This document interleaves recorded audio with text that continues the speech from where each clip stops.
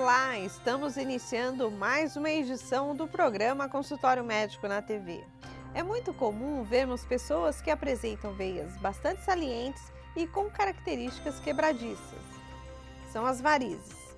Quando casos como estes acontecem com mulheres, a vaidade conta mais alto e elas praticamente entram em desespero. Neste momento, o especialista médico mais indicado é o angiologista, que também trata de patologias como tromboses, aneurismas, hiperplasias, que atingem os sistemas linfático, venoso e arterial. Quando estes casos requerem bem mais cuidados do que apenas um atendimento clínico, que é o papel do angiologista, entra em cena o cirurgião vascular para corrigir o problema através de um procedimento cirúrgico. Para dar mais esclarecimentos sobre como prevenir e tratar estes casos, o Consultório Médico na TV entrevista nesta edição o cirurgião vascular Gutenberg Gurgel.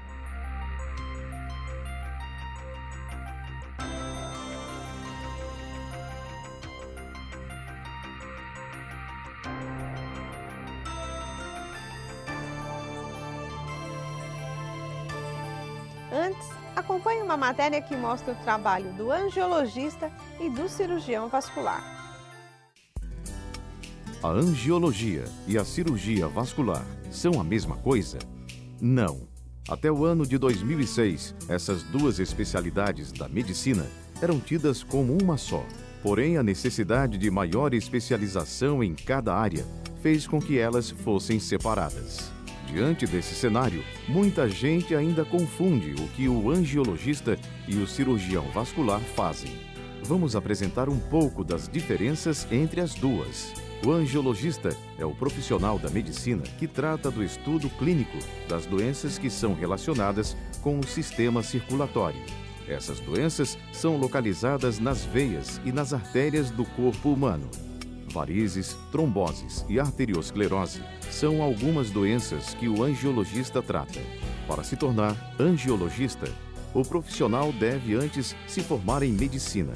O título de angiologista vem por meio de uma especialização e um estágio hospitalar. Já o cirurgião vascular é o profissional responsável pelo tratamento cirúrgico das doenças das artérias, dos vasos linfáticos e das veias.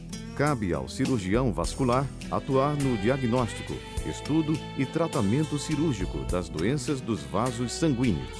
Os tratamentos que o cirurgião vascular pode adotar são cirurgias convencionais ou por dentro dos vasos, chamadas de intervenções endovasculares. Entre as doenças que o cirurgião vascular pode tratar cirurgicamente, podemos destacar as que são causadas por trombos, como aneurismas, varizes. Dr. Gutenberg, muito obrigada pela sua participação e aceitar o nosso convite ao programa Consultório Médico na TV. Bom, é um prazer nosso estar aqui e responder e esclarecer alguma coisa para a população que vai assistir ao nosso programa. Bom, obrigada. Doutor, me fale um pouco da sua especialidade, né? Seria um especialista em angiologia e cirurgião vascular. A angiologia é o estudo dos vasos, na realidade, dos vasos, artérias, veias linfáticas. Então, é a parte clínica da cirurgia vascular. Eu até digo, todo cirurgião vascular ele tem que ser angiologista, porque ele tem que saber da clínica antes de dedicar à cirurgia. Então, o angiologista, como base, é um clínico, e o cirurgião vascular é aquele que vai tratar as doenças que vão ter alguma repercussão para a cirurgia ter o procedimento. Mas, naturalmente, o cirurgião vascular ele também é angiologista. A cardiologia está próxima também dessa especialidade? A cardiologia, na realidade, o que a gente imagina? O coração é a bomba, né, que vai fomentar, que vai fazer com que o sangue movimente o nosso corpo. E os vasos é a angiologia, quer dizer, onde tem vaso, quer dizer, vaso linfático, artéria e veia, do cérebro desde do pé, tem vaso. O cirurgião vascular, o angiologista, ele não trata doenças do cérebro, mas ele trata doenças que vai do pescoço ou desde o pé. E se a gente for pensar num exemplo rápido, que a carótida, se tiver uma obstrução dela, ou tiver alguma alteração que leve um sujinho para o cérebro, vai dar a trombose, que é o AVC. Então, o angiologista, ele mexe realmente de todo o corpo, onde tem vaso, onde passa sangue. E, no caso, a angiologia e a cirurgia acabam se complementando. Sim, é a complementação do ponto de vista clínico e cirúrgico. Então, mais uma vez dizendo, o angiologista, ele faz a parte clínica, mas o cirurgião, ele é quem vai tratar as doenças que podem ter alguma indicação cirúrgica.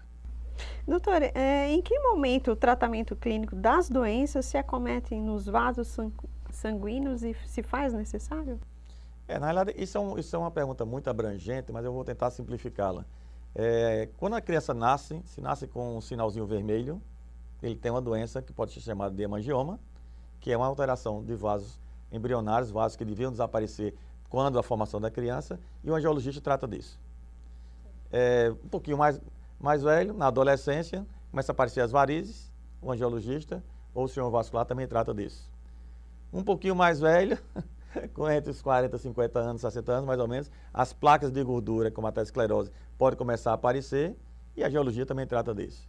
E no mais idoso, quer dizer, que tem aneurismas, que pode ter essa obstrução de carótidas, também vai ser tratado pelo angiologista.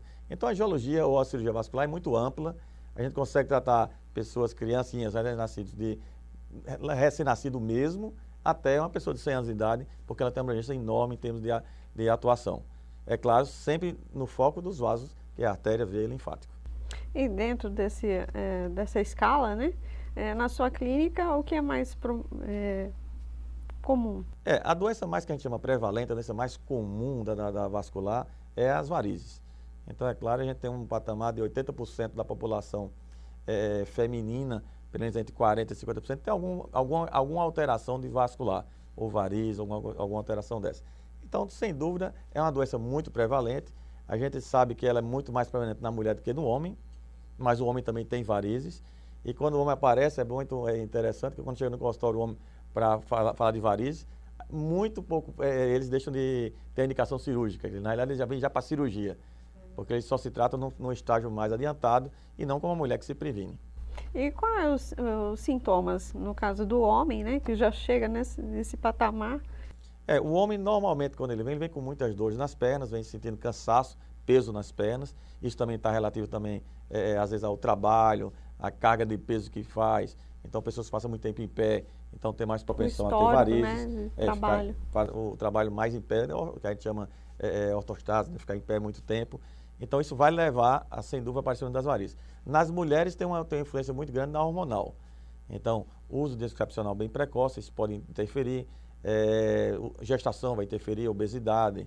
Então, algumas outras alterações que podem levar tanto o homem na mulher, em comum, obesidade, sedentarismo. Mas na mulher, os hormônios eles influenciam bastante. Ah, sim. E as doenças artérias e venosas, doutor? A doença arterial, como a gente falou, a gente tem que dividir. Abaixo de 40 anos ou 50 anos, mais ou menos, é a doença mais prevalente, o mais comum é as doenças venosas. Que pode acarretar o mais grave, que a gente pode dizer, é a trombose venosa, né, que pode levar a uma embolia pulmonar, ou uma úlcera na perna, que pode incapacitar a pessoa a passar vários dias ou meses mesmo, sem ter a atividade de trabalhar ou fazer suas atividades normais. Já acima de 50 anos, são as doenças que a gente chama, tem uma predominância mais arterial, porque está relacionada com o cigarro, relacionada com o sedentarismo, com a hipertensão, com a diabetes. Então, quanto mais tempo de diabetes, mais você pode ter essa obstrução nos vasos, e aí realmente leva a essas obstruções, levando a sintomas mais arteriais. E nesses casos, existem exames diferenciados? Sim, o exame clínico é bem diferenciado de um e do outro, é claro, mas um exame que é padrão para os dois, que é um padrão que a gente chama em termos de ir atrás de qual doença você tem, é o ecodoppler, que é o ultrassom, que ele é muito fácil de ser feito, não é um exame hoje bem de rotina do nosso consultório. Então o ecodoppler ele vai mostrar a imagem da veia ou da artéria, mostrar se a veia está dilatada, mostrar se a artéria está obstruída. Então ele tem como dar um padrão de fluxo de passagem de sangue e favorecer assim o nosso diagnóstico mais precoce ou mesmo de um ponto de vista de tratamento. E quais os procedimentos, doutor, endovasculares? Bom, o procedimento endovascular, aí também a gente tem que separar um pouco. Se a gente for pensar em veia, a gente tem o laser, tem a radiofrequência, tem o exame que... Para que serve o laser ou a radiofrequência? Para fechar a safena, ou fechar algum vaso que está muito dilatado, ou está com má perfusão, ou está com uma circulação errada. Então a gente vai com laser e fecha esse vaso. Isso dá realmente uma melhora no paciente e com menos trauma. Já na parte arterial, como fazer as angioplastias, né? Colocação de stents, que é muito falado já. Então, quando você tem uma estenose, uma obstrução de um vaso, você coloca um stent, um balão, ele dilata o vaso e o vaso consegue passar o fluxo normal ou quase normal, como era antes, sem ter a placa de gordura. Doutor, nós vamos para um breve intervalo e já voltamos. Faça atividade física para melhorar a circulação sanguínea. Convulsões ou aparecimento recente de alterações na visão, fala e no andar podem ser sintomas do câncer. Fique atento a esses sinais e leve seu filho ao pediatra imediatamente para uma consulta. Lembre-se, na cura do câncer infanto-juvenil, quanto mais cedo, melhor.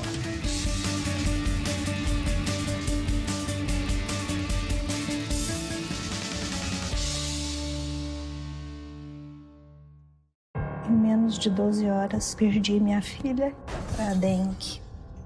Ela tinha um sorriso tão bonito. A hora que eu vi ela entubada, aquele olho pedindo socorro, eu vi que eu estava perdendo minha filha. Um simples mosquito pode marcar uma vida. Um simples gesto pode salvar. Elimine os criadouros do mosquito transmissor da dengue, zika e chikungunya. Proteja a vida. Governo Federal.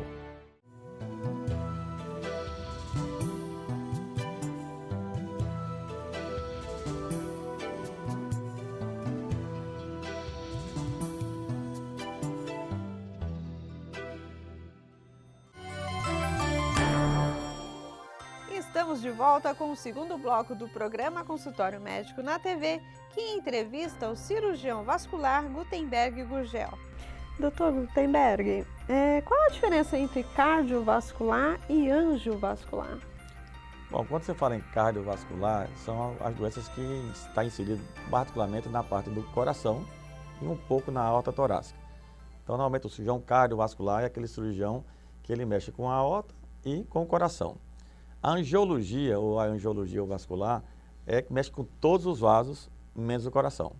Então a gente mexe com a aorta, mexe com a carótida, mexe com todos os vasos arteriais que vai para o intestino, vai para as pernas, e mexe veias e mexe nos linfáticos. O mais comum do angiologista, como a gente já falou anteriormente, é as varizes. Então a gente mexe com veias, com linfático e as artérias. Essa é a diferença básica. E doutor, e o que é o check-up vascular? Bom, o check-up vascular foi um programa que a gente criou em 2015 aqui em Natal, e ele tem a essência de dar um diagnóstico precoce nas doenças. Porque a angiologia ou a cirurgia vascular, ela só é determinada, só é procurada quando já tem a doença. Então, normalmente a mulher diz, olha, eu estou com as varizes, então aí procura o vascular. Ela não procura antes de ter as varizes. Então, às vezes tem um paciente que tem um irmão ou que tem um aneurisma, né? Aí rompeu o aneurisma, aí a família toda procura o vascular porque alguém na família rompeu o aneurisma na barriga. Então, na realidade, assim, a gente está tentando fazer, como existe o check-up cardiológico, existe o autoexame de mama para o diagnóstico de câncer de mama, existe o preventivo, que é o ginecológico, foi lançado em Natal e hoje é uma marca que é da Sociedade Brasileira Nacional, que é o check-up vascular, para a gente fomentar a cultura do check-up. Então, o check-up vascular, ele vai fazer com que a prevenção das doenças vasculares e no contexto geral.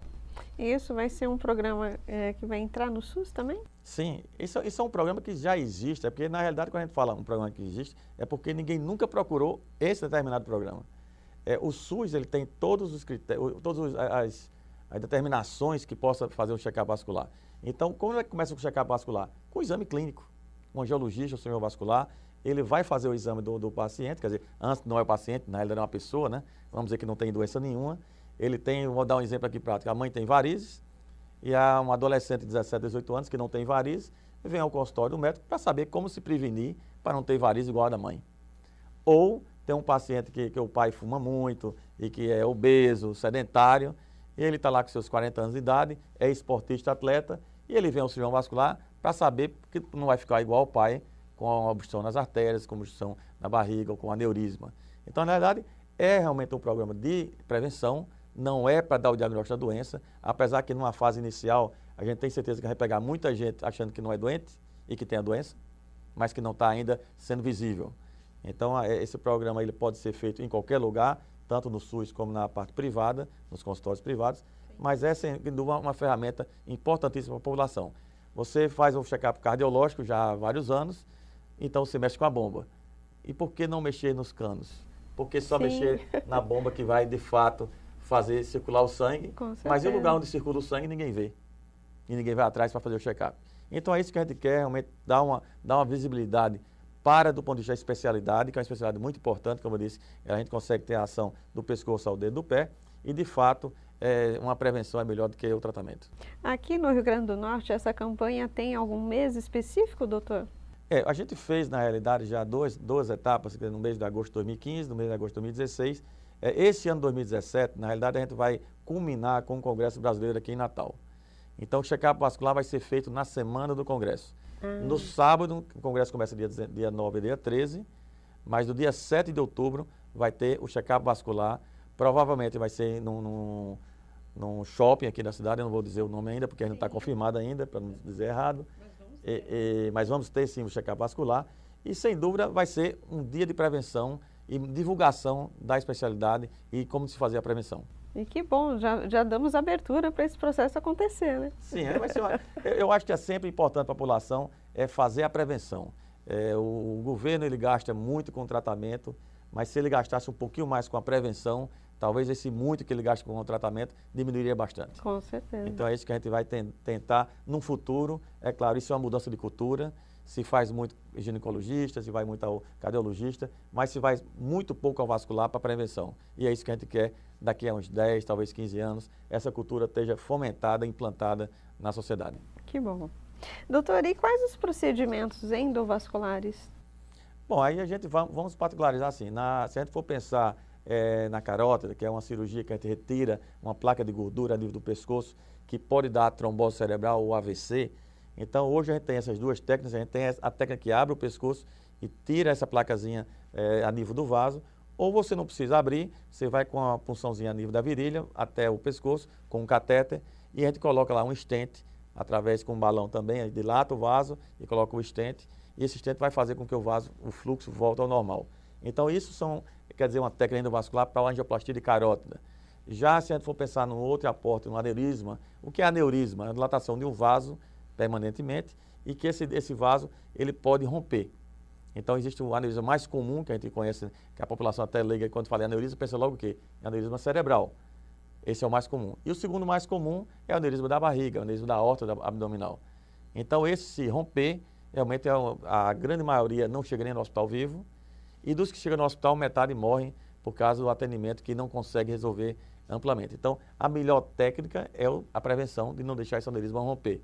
E aí a técnica endovascular é uma técnica que a gente também coloca pela virilha, uns catéteres e uns stents, e a gente consegue moldar o vaso de novo, fazer como fosse o vaso, em vez de ele ficar dilatado, ele ficar estreitinho e o fluxo de sangue voltar ao normal. Então as técnicas endovasculares são técnicas minimamente invasivas. Eles diminuem o trauma do paciente. Algumas técnicas são comparáveis às técnicas abertas, outras têm um pouco inferior, mas mesmo sendo um pouco inferior, como você pode repetir elas sem grandes traumas, às vezes o paciente escolhe. Mas, na realidade, hoje a gente tem uma demanda muito grande de pessoas pedindo essas técnicas menos invasivas. Então, os pacientes eles vão ao Dr. Google, né, à internet, e terminam descobrindo que as técnicas que são menos invasivas têm uma ação, não vou dizer melhor, mas equiparável. E quando você tem uma ação equiparável, ninguém quer fazer incisão na barriga ou incisão em qualquer canto. O próprio paciente acaba já falando, doutor, eu quero uma minimamente invasiva. Ele solicita e a gente tem hoje o médico tem o dever de apresentar todas as técnicas. Então ele não pode ser aquele médico de 40 anos atrás, 50 anos, assim, olha, eu vou lhe operar, não dizia de que era, dizia só que ele precisava operar. Hoje a gente diz o porquê vai operar, as consequências e qual é o melhor tratamento. E aí o paciente hoje participa com a gente da decisão da indicação. É claro, não se pode levar uma indicação por ser mínimo invasiva, que não é a melhor, então você não pode indicar essa. Se houver uma melhor, você tem que dar números ao paciente, mostrar a experiência, que a cirurgia aberta tem alguns casos que é melhor do que a endovascular ou a que a gente chama minimamente invasiva. Doutor, nós vamos para um breve intervalo e já voltamos. O uso de salto alto não provoca varizes.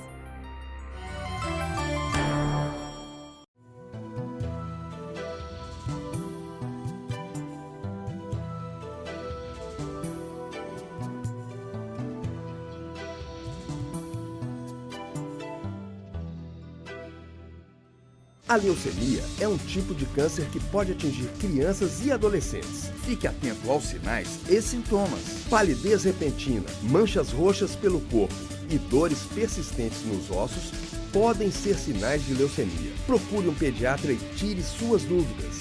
Lembre-se, na cura do câncer infanto-juvenil, quanto mais cedo, melhor.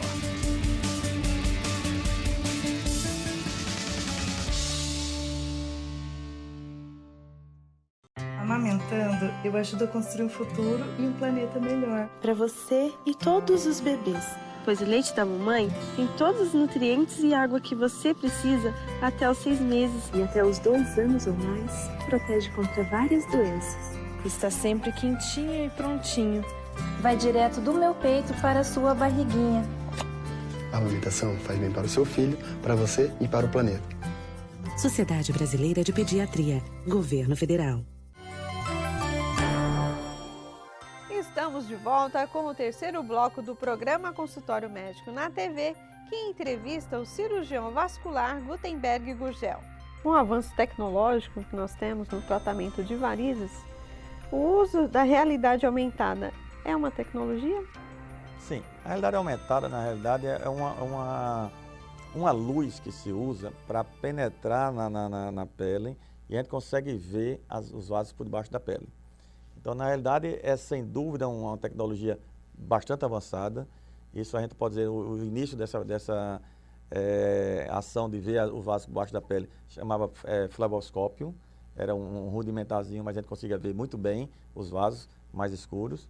E a imagem, essa imagem aumentada, na realidade não é aumentada, ela é iluminada, como a gente pode dizer assim, é uma transparência do vaso na superfície da pele.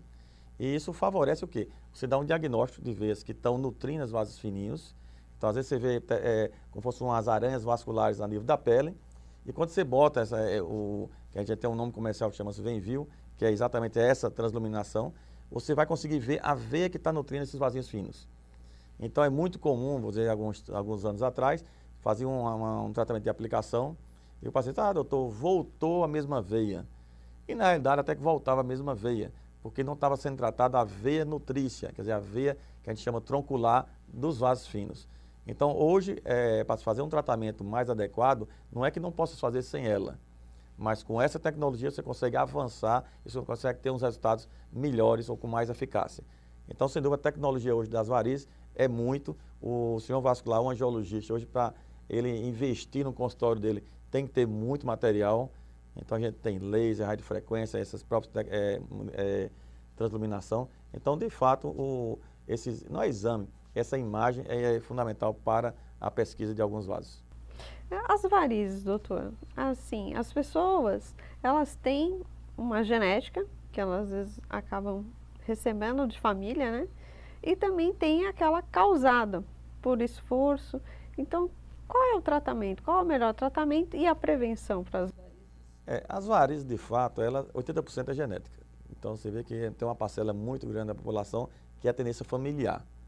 Mas, é claro, associado a algumas coisas, você pode, sem dúvida, desenvolver mais rapidamente ou mesmo sem ter nada genético. Então, se for pensar do ponto de vista genético, se a mãe e a avó têm varizes, a tendência é a família ter varizes, quer dizer, geneticamente falando. Algumas coisas podem acelerar? Pode. O uso de hormônio, o número de gestações, a profissão, se você ficar muito tempo em pé também vai acarretar ter mais varizes, o excesso de peso, sedentarismo, que vai fazer com que a parede do vaso fique mais flácido. Então, tudo isso pode acarretar uma maior concentração ou a maior possibilidade de ter varizes. É claro, o que são varizes na realidade, para a gente ter um contexto maior? Toda veia é uma varize? Na realidade, não. Varize é uma veia dilatada, alongada permanentemente, que ela não vai voltar. E essa dilatação do vaso é porque a parede do vaso fica fraca. Então, o fluxo de sangue começa a passar e esse vaso tende a ficar maior. Ele não volta ao normal. Às vezes você tem um atleta que tem bastante veias visíveis, estou cheio de varizes. Na realidade, não, ele tem veias visíveis. Porque as veias são grossas, retas e não é varizes. E aí isso é normal. Então, no braço, cheio de veia, na perna, cheio de veia, por ter pego muito peso. Então, na realidade, isso aí é normal. Não tem que tirar, não tem que operar isso aí porque é visível. Não há um risco, né? Não há um risco nenhum, a circulação é normal e pode permanecer com essas veias. Só do ponto de vista estético fica mais visível, mas do ponto de vista funcional, isso é absolutamente normal. E quando faz os tratamentos das varizes, às vezes acomete de manchas, né, doutor? Isso acontece, se a paciente tiver tendência a ter mancha, tiver ferritina elevada, tiver pigmentação fácil na pele, então a gente tem que ter cuidado com essa paciente. Tem que avisar ela que essas manchas podem aparecer numa escleroterapia com espuma, uma escleroterapia mesmo a laser, pode aparecer algumas manchas.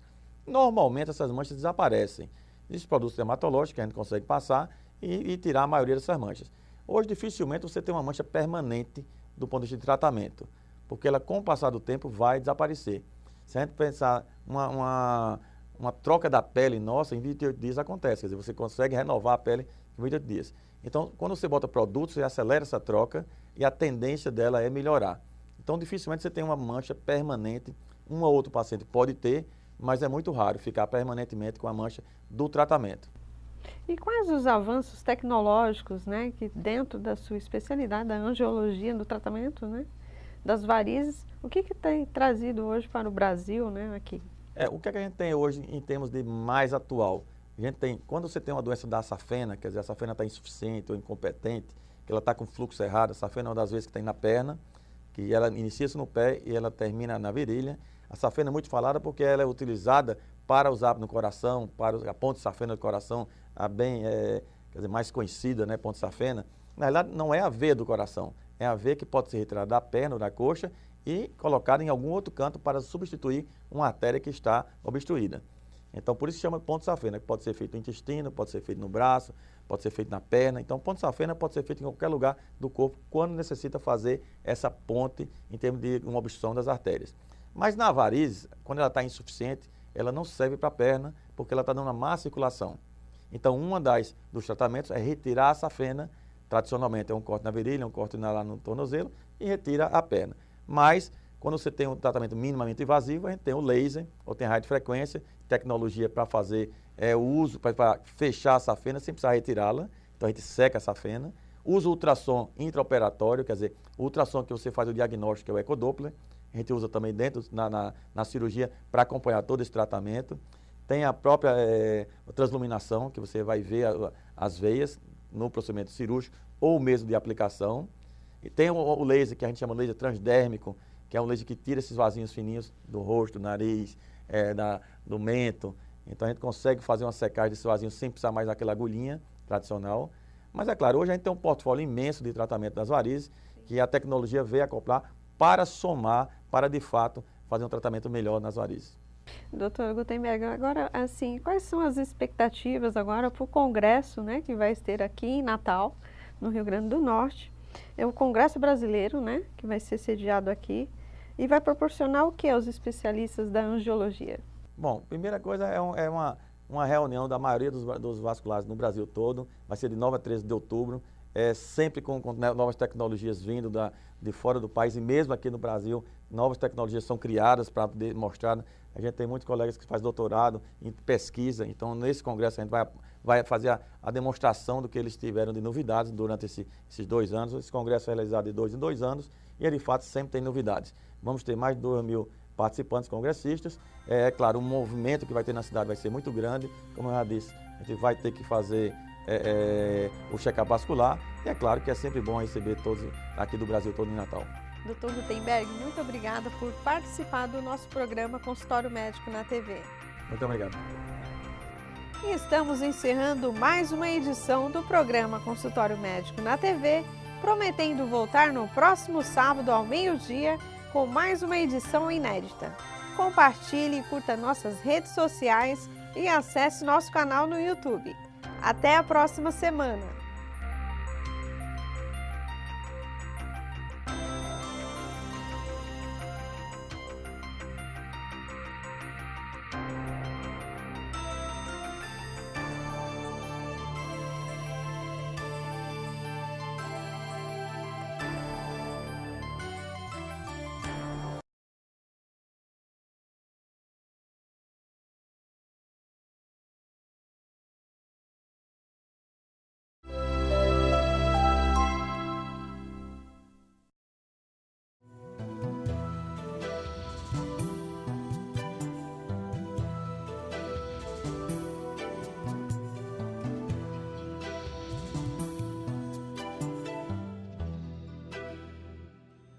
Pode respirar fundo. Agora os ambientes coletivos vão ficar 100% livres de fumaça, como bares, restaurantes e lanchonetes. Brasil.